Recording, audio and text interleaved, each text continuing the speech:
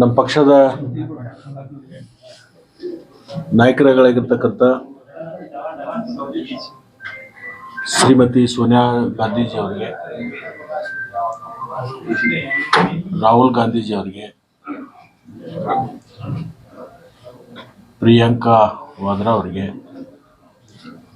ರಾಷ್ಟ್ರೀಯ ಅಧ್ಯಕ್ಷರಾಗಿರ್ತಕ್ಕಂಥ ಮಲ್ಲಿಕಾರ್ಜುನ್ ಖರ್ಗೆಜಿ ಅವರಿಗೆ, ಮುಖ್ಯಮಂತ್ರಿಗಳಾಗಿರ್ತಕ್ಕಂಥ ಸನ್ಮಾನ್ಯ ಡಿ ಕೆ ಶಿವಕುಮಾರ್ ಅವರಿಗೆ, ಮಾಜಿ ಮುಖ್ಯಮಂತ್ರಿಗಳಾಗಿರ್ತಕ್ಕಂಥ ಸನ್ಮಾನ್ಯ ಸಿದ್ದರಾಮಯ್ಯ ಅವರಿಗೆ, ಪ್ರದೇಶ ಕಾಂಗ್ರೆಸ್ ಅಧ್ಯಕ್ಷರಾಗಿರ್ತಕ್ಕಂಥ ನಮ್ಮ ವಿಶೇಷವಾಗಿ ಸಂಘಟನೆಯಿಂದ ಬಂದಿರತಕ್ಕಂಥ ಹರಿಪ್ರಸಾದ್ ಅವರಿಗೆ ಮತ್ತು ಪ್ರತ್ಯಕ್ಷ ಅಪ್ರತ್ಯಕ್ಷವಾಗಿ ನನಗೆ ಸಚಿವ ಸ್ಥಾನ ಕೊಡಿಸಲಿಕ್ಕೆ ಮತ್ತು ಕೊಟ್ಟಿರ್ತಕ್ಕಂಥ ಎಲ್ಲ ನಾಯಕರಿಗೆ ನಾನು ಬೆಳಗಾವಿ ಜಿಲ್ಲೆಯ ಜನರ ಪರವಾಗಿ ಮತ್ತು ನನ್ನ ವೈಯಕ್ತಿಕ ಪರವಾಗಿ ತುಂಬ ಹೃದಯದ ಅಭಿನಂದನೆಗಳನ್ನು ಅವರಿಗೆ ನಾನು ಸಲ್ಲಿಸ್ತೇನೆ. ಬಹುಶಃ ಭಾರತೀಯ ಜನತಾ ಪಕ್ಷದಲ್ಲಿ ಸುಮಾರು 25 ವರ್ಷ ಕಾರ್ಯಗಳನ್ನು ಮಾಡಿ ಆ ಪಕ್ಷವನ್ನು ತೊರೆದು ಕಾಂಗ್ರೆಸ್ ಪಕ್ಷಕ್ಕೆ ಸೇರಿದ ಮೇಲೆ ನನ್ನ ಕ್ಷೇತ್ರದ ಜನ ನನ್ನನ್ನು ಒಪ್ಪಿಕೊಂಡು ನನಗೆ ಬಹಳ ದೊಡ್ಡ ಅಂತರದಿಂದ ಗೆಲ್ಲಿಸುವಂಥ ಕೆಲಸವನ್ನು ನನ್ನ ಕ್ಷೇತ್ರದ ಜನ ಕೇವಲ ನನಗೆ ಮತಗಳನ್ನು ಹಾಕಲಿಲ್ಲ, ಮತಗಳ ಮುಖಾಂತರ ಅವತ್ತೇ ನನಗೆ ಆಶೀರ್ವಾದ ಮಾಡಿದರು. ನಮ್ಮ ಕ್ಷೇತ್ರಕ್ಕೆ ಲಕ್ಷ್ಮಣ ಸವದಿ ಬೇಕು ಅಂತಕ್ಕಂಥ ಒಂದು ಭಾವನೆಯನ್ನು ಇಟ್ಕೊಂಡು ನನ್ನ ಮೇಲೆ ಒಂದು ವಿಶ್ವಾಸವನ್ನು ಇಟ್ಕೊಂಡು ಅನೇಕ ವರ್ಷಗಳಿಂದ ನನ್ನನ್ನು ಬೆಳೆಸಿರ್ತಕ್ಕಂಥ ಮತ್ತು ಪೋಷಣೆ ಮಾಡಿರ್ತಕ್ಕಂಥ ನನ್ನ ಕ್ಷೇತ್ರದ ಎಲ್ಲ ಮತದಾರ ಪ್ರಭುಗಳಿಗೆ ಮತ್ತು ವಿಶೇಷವಾಗಿ ನನ್ನ ಗೆಲುವಿಗೆ ಯಾವಾಗಲೂ ನನಗೆ ಬೆನ್ನೆಲುಬಾಗಿ ನಿಂತಿರ್ತಕ್ಕಂಥ ಹಿರಿಯರಿಗೆ ಮತ್ತು ಪ್ರಮುಖ ಕಾರ್ಯಕರ್ತರಿಗೆ ಅವರೆಲ್ಲರಿಗೂ ಕೂಡ ನಾನು ಅತ್ಯಂತ ತಲೆಬಾಗಿ ಅಭಿನಂದನೆಗಳನ್ನು ಸಲ್ಲಿಸ್ತೀನಿ. ಬಹುಶಃ ಇಡೀ ಚುನಾವಣೆ ಇರ್ಬೋದು, ಆವತ್ತಿಡದ ಇವತ್ತಿನ ತನಕ ಮಾಧ್ಯಮದ ಸ್ನೇಹಿತರು ಕೂಡ ನನಗೆ ಸಹಕಾರವನ್ನು ಕೊಟ್ಟಿದ್ದಾರೆ. ಕೆಲವೊಂದು ಸಂದರ್ಭದಲ್ಲಿ ನನಗೆ ಕಿವಿಮಾತುಗಳನ್ನು ಕೂಡ ಹೇಳಿದ್ದಾರೆ. ಅದು ರಾಜ್ಯ ಮಟ್ಟದ ಇರ್ಬೋದು, ಜಿಲ್ಲಾ ಮಟ್ಟದ ಇರ್ಬೋದು, ತಾಲೂಕು ಮಟ್ಟದ ಇರ್ಬೋದು, ಎಲ್ಲ ಮಾಧ್ಯಮದ ಸ್ನೇಹಿತರಿಗೂ ಕೂಡ ನಾನು ಅತ್ಯಂತ ಪ್ರಾಂಜಲ ಮನಸ್ಸಿನಿಂದ ಅವರಿಗೆ ಅಭಿನಂದನೆಗಳನ್ನು ಸಲ್ಲಿಸ್ತೀನಿ. ನಿಮಗೆಲ್ಲರಿಗೂ ಕೂಡ ಮುಂದೂ ಕೂಡ ನಿಮ್ಮೆಲ್ಲರ ಸಹಾಯ ಸಹಕಾರ, ನಿಮ್ಮ ಸಲಹೆ ನನಗೆ ಅವಶ್ಯಕತೆ ಇದೆ. ಅದನ್ನು ಕೂಡ ನಾನು ಬಯಸ್ತೀನಿ ನಿಮ್ಮಿಂದ. ವಿಶೇಷವಾಗಿ ಮುಖ್ಯಮಂತ್ರಿಗಳು, ರಾಷ್ಟ್ರೀಯ ನಾಯಕರು ನನ್ನ ಮೇಲೆ ಒಂದು ವಿಶ್ವಾಸವನ್ನು ಇಟ್ಕೊಂಡು ಒಂದು ಜವಾಬ್ದಾರಿಯನ್ನು ಕೊಟ್ಟಿದ್ದಾರೆ. ಬೆಳಗಾವಿ ಜಿಲ್ಲೆ ಇರಬಹುದು, ರಾಜ್ಯದಲ್ಲಿ ಅನೇಕ ಕ್ಷೇತ್ರಗಳಲ್ಲಿ ಸಂಘಟನೆ ಮಾಡೋದ್ರ ಮುಖಾಂತರ, ಸಾರ್ವಜನಿಕರ ಕಷ್ಟ ಕಾರ್ಪಣ್ಯಗಳಿಗೆ ಸ್ಪಂದನೆ ಮಾಡೋದ್ರ ಮುಖಾಂತರ, ಸರ್ಕಾರದ ಯೋಜನೆಗಳನ್ನು ಪಾರದರ್ಶಕವಾಗಿ ಅವ್ರ ಮನೆ ಬಾಗಿಲಿಗೆ ಮುಟ್ಟಿಸೋದ್ರಲ್ಲಿ ನನ್ನ ಪ್ರಾಮಾಣಿಕವಾಗಿರ್ತಕ್ಕಂಥ ಪ್ರಯತ್ನವನ್ನು ನಾನು ಮಾಡ್ತೀನಿ.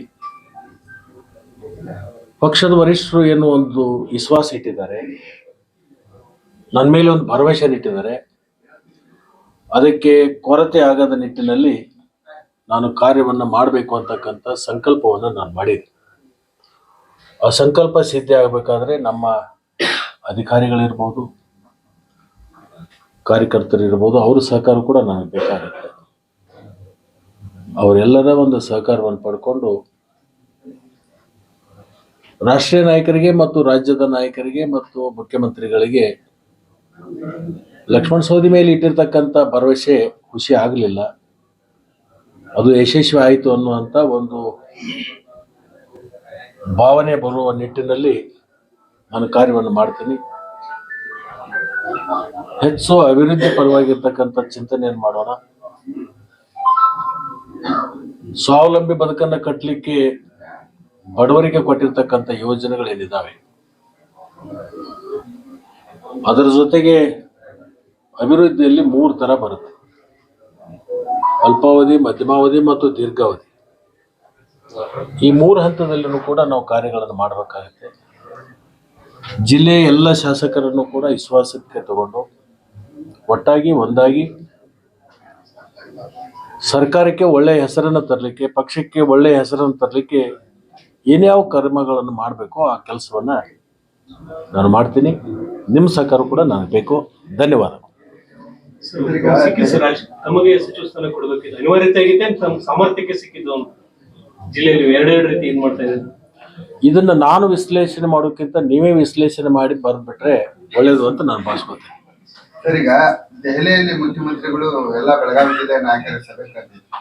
ಯಾವ ರೀತಿಯ ಒಂದು ಸಲಹೆಗಳನ್ನು ಕೊಟ್ಟರು, ಸೂಚನೆಗಳನ್ನು ಕೊಟ್ಟರು? ಒಟ್ಟಾಗಿ ಹೋಗ್ಬೇಕು, ಒಂದಾಗಿ ಹೋಗ್ಬೇಕು, ಮನಸ್ತಾಪಗಳು ಇರಬಾರ್ದು. 2028ಕ್ಕೆ ಪಕ್ಷ ಪುನಃ ಅಧಿಕಾರಕ್ಕೆ ಬರಬೇಕಾದ್ರೆ ಬೆಳಗಾವಿ ಜಿಲ್ಲೆಯಲ್ಲಿ ಅಷ್ಟೇ ಅಲ್ಲ, ಇಡೀ ರಾಜ್ಯದಲ್ಲಿ ಕಾಂಗ್ರೆಸ್ ಪಕ್ಷದ ಶಾಸಕರು, ಕಾರ್ಯಕರ್ತರು ಒಟ್ಟಾಗಿ ಹೋಗಬೇಕು, ಒಂದಾಗಿ ಹೋಗಬೇಕು. ಆ ನಿಟ್ಟಿನಲ್ಲಿ ನೀವೆಲ್ಲರೂ ಕೂಡ ಒಮ್ಮನಸ್ಸಿನಿಂದ ಕಾರ್ಯಗಳನ್ನು ಮಾಡಬೇಕು, ಒಮ್ಮನಸ್ಸಿನಿಂದ ಹೋಗಬೇಕು ಅಂತಕ್ಕಂಥ ಮಾತುಗಳನ್ನು ಹೇಳಬೇಕು. ಸರ್, ಇವಾಗ ಸಚಿವರಾಗಿದ್ದೀರಿ, ಯಾವ ಖಾತೆ ಮೇಲೆ ಇಂಟ್ರೆಸ್ಟ್ ಇದೆ ಸರ್? ಖಾತೆಗಳ ಬಗ್ಗೆ ಚರ್ಚೆ ಮಾಡಬಾರ್ದು. ಯಾವುದೇ ಖಾತೆಗಳಿದ್ದರೂ ಕೂಡ ಅದನ್ನು ಯಾರು ಚೆನ್ನಾಗಿ ನಿರ್ವಹಿಸ್ತಾರೋ ಆ ಖಾತೆಗೆ ಬೆಲೆ ಬರುತ್ತೆ. ಸರ್, ಈಗ ಮಹಿಳಾ ಸಚಿವರು ಇಲ್ಲ, ಯಾವಾಗ ತುಂಬ್ಕೋತೀರಿ ಅಂತ? ಬಹುತೇಕ ಬಹಳ ಬೇಗನೆ ಅದನ್ನ ಭರ್ತಿ ಮಾಡುವಂತದ್ರಲ್ಲಿ ಚಿಂತನೆಯನ್ನ ಇವತ್ತು ಮುಖ್ಯಮಂತ್ರಿಗಳು ಮಾಡ್ತಾ ಇದ್ದಾರೆ. ಸ್ಪೀಕರ್ ಅವ್ರನ್ನ ಕಿತ್ತು ಹೋಗೋದ್ರು, ಬಿಜೆಪಿ ಗುಂಡ ವರ್ತನೆ ಮಾಡಿ ಅಂತ ಆರೋಪ ಮಾಡ್ತಾರೆ. ಯಾರು? ಅಶೋಕ್ ಅವ್ರು ಮಾಡಿದ್ದಾರೆ. ಭೋಜೇಗೌಡರದ್ದು ಏನೇನಾಗಿತ್ತು? ಏನಿದ್ರು ಭೋಜೇಗೌಡರು? ಯಾವ ತರದ? ಹೊರಟ್ಟಿಯವರು ಹೇಳಿದ್ರು, ನನ್ ಮುಂದ್ಗಡೆ ಕಸ್ಕೊಂಡು ರಾಜೀನಾಮೆ ಕೊಡಪ್ಪಾನೆ ಅಂತ ಹೇಳಿದ್ರು. ನೋಡಿ, ಈ ರೀತಿ ಯಾವಾಗೂ ಆಗಿರ್ಲಿಲ್ಲ ಅಂತ ಯಾರು? ಹೊರಟ್ಟಿಯವರು ಹೇಳಿದ್ರು. ನಾನು ಹೊರಟ್ಟಿವ್ರ ಬಗ್ಗೆ ಅಪಾರವಾಗಿರ್ತಕ್ಕಂಥ ಗೌರವವನ್ನು ಇಟ್ಕೊಂಡಿರ್ತಕ್ಕಂಥ ಒಬ್ಬ ವ್ಯಕ್ತಿ. ಸ್ವತಃ ಅವರು ಮುಖ್ಯಮಂತ್ರಿಗಳ ಮನೆಗೆ ಹೋಗಿದ್ದಾರೆ, ಅವರು ಮುಖ್ಯಮಂತ್ರಿಗಳ ಕಡೆಯಿಂದ ಸತ್ಕಾರ ಸ್ವೀಕಾರ ಮಾಡ್ಕೊಂಡಿದ್ದಾರೆ. ಗೌರವಯುತವಾಗಿ ಅದನ್ನು ಸ್ಥಾನವನ್ನು ಬಿಟ್ಕೊಟ್ಟಿರ್ತಕ್ಕಂಥದ್ದು ನಾನು ಮಾಧ್ಯಮದ ಮುಖಾಂತರ ನೋಡಿ. ಆಂತರಿಕ ವಿಚಾರ ಬಗ್ಗೆ ನನಗೆ ಗೊತ್ತಿಲ್ಲ, ಅದ್ರ ಬಗ್ಗೆ ನಾನು ಹೇಳ್ತಕ್ಕಂಥದ್ದು ಅದು ಸರಿನೂ ಅಲ್ಲ. ಬಿಜೆಪಿ ಬರ ಅಧ್ಯಯನ ಪರಿಸ್ಥಿತಿಯನ್ನು ಮಾಡಕ್ ಬರ್ತಿದ್ದಾರೆ, ಬೆಳಗಾವಿ ಸೇರಿದಂತೆ ಬೇರೆ ಬೇರೆ ಕಡೆ ಮಾಡ್ತಿದ್ದಾರೆ. ಏನ್ ಹೇಳ್ತೀರಿ? ಮಾಡ್ಬೇಕಾಗತ್ತೆ, ಅವ್ರ ಕರ್ತವ್ಯ ಅದು. ವಿರೋಧ ಪಕ್ಷವಾಗಿ ಹೋಗ್ಬೇಕಾಗುತ್ತೆ, ತಿರುಗಬೇಕಾಗುತ್ತೆ, ನೋಡ್ಬೇಕಾಗುತ್ತೆ. ಅಧಿವೇಶನ ಸಂದರ್ಭದಲ್ಲಿ ನಮ್ಮ ಗಮನ ಸೆಳಿಬೇಕಾಗುತ್ತೆ. ಅವ್ರ ಜವಾಬ್ದಾರಿ. ಮತ್ತೇನು ಹಾಸ್ಕೊಂಡು ಮನ್ಕೊಳಕ್ಕಿದ್ದಾರೆ ವಿರೋಧ ಪಕ್ಷ. ಈಗ 136 ಶಾಸಕರು ಇರುವಂತ ಕಾಂಗ್ರೆಸ್ ಸರ್ಕಾರ ಇಲ್ಲಿವರೆಗೂ ಟೇಕಪ್ ಆಗ್ತಾ ಇಲ್ಲ ಅನ್ನೋಂಥದ್ದು. ನಾಯಕತ್ವ ಬದಲಾವಣೆ ಆಯ್ತು, ಈ ಸಚಿವ ಸಂಪುಟ ವಿಸ್ತರಣೆ, ಖಾಸಗಿ ವಿಸ್ತರಣೆ ಇದರಲ್ಲಿ ಹೋಗ್ತಾ ಇದೆ. ಜೊತೆಗೆ ನೆರೆ ಒಂದ್ ಕಡೆ ನೆರೆ ಇದೆ, ಒಂದ್ ಕಡೆ ಬರ ಇರುವಂತದ್ದು. ಹಂಗಾಗಿ ಎಲ್ಲೋ ಒಂದ್ ಕಡೆ ಸರಿಯಾಗಿ ಟೇಕಪ್ ಆಗ್ತಾ ಇಲ್ಲ, ಇದ್ರಲ್ಲಿನ ಕಾಲ ಕಳೀತಿದ್ದಾರೆ ಅನ್ನೋದು ಯಾರು ಹೇಳ್ತಾರೆ? ಚರ್ಚೆ ಆಗ್ತಿದೆ ಸರ್. ಬಿಜೆಪಿ ಆರಂಭ ಮಾಡ್ತಿದ್ದಾರೆ. ಚರ್ಚೆ ಆಗುತ್ತೆ ರೀ. ಅವರು ವಿರೋಧ ಪಕ್ಷದವ್ರು ಚರ್ಚೆ ಮಾಡ್ಲೇಬೇಕು. ಜೀವಂತವಾಗಿ ಉಳಿಬೇಕಾದ್ರೆ ಅವ್ರು ಚರ್ಚೆ ಮಾಡ್ಬೇಕು, ಇಲ್ಲಂದ್ರೆ ಅವರು ಕೋಮಕ್ ಹೋಗ್ತಾರೆ. ಚರ್ಚೆ ಮಾಡ್ಬೇಕಾಗತ್ತೆ. ವಿರೋಧ ಪಕ್ಷ ಜೀವಂತವಾಗಿ ಇಡ್ಬೇಕಾದ್ರೆ ಮತ್ತು ಅವರು ಇದನ್ನ ಮಾಡದೆ ಹೋದ್ರೆ 28ಕ್ಕೆ ವಿರೋಧ ಪಕ್ಷದಲ್ಲೂ ಕೊಡಕ್ಕೆ ಅವ್ರಿಗೆ ಅವಕಾಶ ಇರಲ್ಲ. ಬೇರೆ ಯಾರಾದ್ರೂ ಬರ್ಬೋದು. ಮತ್ತೆ ಅಟ್ಲೀಸ್ಟ್ 28ಕ್ಕೆ ವಿರೋಧ ಪಕ್ಷ ಸ್ಥಾನಗಳಾದ್ರೂ ಕಾಯ್ಕೋಬೇಕಲ್ಲ ಅವ್ರು. ಅದಕ್ಕೂ ಸ್ವಲ್ಪ ಅವ್ರು ಓಡಾಡ್ಬೇಕಾಗತ್ತೆ. ಅವ್ರು ಓಡಾಡಿ ಅಧ್ಯಯನ ಮಾಡಿ ನಮಗೇನು ಸಲಹೆಗಳನ್ನು ಕೊಡ್ತಾರೆ ಅದನ್ನ ಸಲಹೆಗಳನ್ನು ಸ್ವೀಕಾರ ಮಾಡ್ತೀವಿ. ಒಂದು, ಮೊನ್ನೆ ಮುಖ್ಯಮಂತ್ರಿಗಳು ಸಂಪುಟ ವಿಸ್ತರಣೆ ಆದ್ಮೇಲೆ ಸಚಿವ ಸಂಪುಟದ ಸಭೆಯನ್ನ ಕರೆದಿದ್ರು. ಖಾತೆ ಅದನ್ನ ಆಮೇಲೆ ನೋಡೋಣ, ಆಮೇಲೆ ಅದನ್ನೆಲ್ಲವೂ ಕೂಡ ಹಂಚಿಕೆ ಮಾಡ್ತೀವಿ. ತಕ್ಷಣದಿಂದ 31 ಜಿಲ್ಲೆಗೇನು ಪ್ರತಿಯೊಬ್ಬ ಸಚಿವರು ಆ ಜಿಲ್ಲೆಗೆ ಹೋಗಬೇಕು, 2 ದಿವಸ ಸಂಚಾರ ಮಾಡಬೇಕು, ಪ್ರತಿಯೊಂದು ವಿಧಾನಸಭೆಯ ಕ್ಷೇತ್ರಗಳಿಗೆ ಭೇಟಿ ಕೊಡಬೇಕು. ಅತಿವೃಷ್ಟಿ ಮತ್ತು ಅನಾವೃಷ್ಟಿ ಎರಡನ್ನೂ ಕೂಡ ವೀಕ್ಷಣೆ ಮಾಡಿಕೊಂಡು ಅದನ್ನ ನಾಳೆ ನಡೀತಕ್ಕಂಥ ಬುಧವಾರದ ಸಚಿವ ಸಂಪುಟದಲ್ಲಿ ಅದನ್ನ ವರದಿಯನ್ನ ಕೊಡಬೇಕು. ಅದನ್ನ ಎಲ್ಲೆಲ್ಲಿ ತುರ್ತು ಕ್ರಮಗಳನ್ನು ತಗೋಬೇಕು ಅದನ್ನ ತುರ್ತು ಕ್ರಮಗಳನ್ನು ತಗೊಳ್ಳಿಕ್ಕೆ ಎಲ್ಲಾ ಸಚಿವರಿಗೂ ಕೂಡ ಸೂಚನೆಯನ್ನು ಕೊಟ್ಟಿದ್ರು. ನಾನು 2 ದಿವಸಗಳ ಕಾಲ ಉತ್ತರ ಕನ್ನಡ ಜಿಲ್ಲೆಯಲ್ಲಿ 6 ವಿಧಾನಸಭಾ ಕ್ಷೇತ್ರಕ್ಕೂ ಭೇಟಿ ಕೊಟ್ಟಿದ್ದೀನಿ. 6 ವಿಧಾನಸಭೆಯಲ್ಲಿ ಅಧಿಕಾರಿಗಳ ಜೊತೆಗೆ ಸಭೆ ಮಾಡಿದ್ದೀನಿ. ಪ್ರತ್ಯಕ್ಷವಾಗಿ ಬೆಳೆ ಹಾನಿ, ಅತಿವೃಷ್ಟಿ ಮತ್ತು ಅನಾವೃಷ್ಟಿ ಎರಡೂ ಕೂಡ ವೀಕ್ಷಣೆ ಮಾಡಿದ್ದೀನಿ. ನಾಳೆ ಬುಧವಾರ ದಿವಸ ಮುಖ್ಯಮಂತ್ರಿಗಳಿಗೆ ಅದನ್ನು ವರದಿ ಕೊಡುವಂತ ಮಾಡ್ತು. ಇದು ಎಲ್ಲ ರಾಜ್ಯದಲ್ಲಿ, ಎಲ್ಲ ಜಿಲ್ಲೆಯಲ್ಲಿ, ಎಲ್ಲ ಸಚಿವರು ಇವತ್ತು ಪ್ರಾರಂಭ ಮಾಡಿದ್ದಾರೆ. ನಾನು ನಿನ್ನೆ ರಾತ್ರಿ 12 ಗಂಟೆಗೆ ನಾನು ಇಲ್ಲಿ ಬಂದಿರೋದು. 6 ಕ್ಷೇತ್ರದ ವೀಕ್ಷಣೆ ಮಾಡಿದ್ದೀನಿ. ಅಲ್ಲಿ ಬೆಳೆ ಹಾನಿ ಇರ್ಬೋದು, ಬರಗಾಲ ಪರಿಸ್ಥಿತಿ ಇರ್ಬೋದು, ಅತಿವೃಷ್ಟಿ ಇರ್ಬೋದು, ಎಲ್ಲವನ್ನೂ ಕೂಡ ನಾನು ವೀಕ್ಷಣೆ ಮಾಡ್ಕೊಂಡು ಬಂದೀನಿ.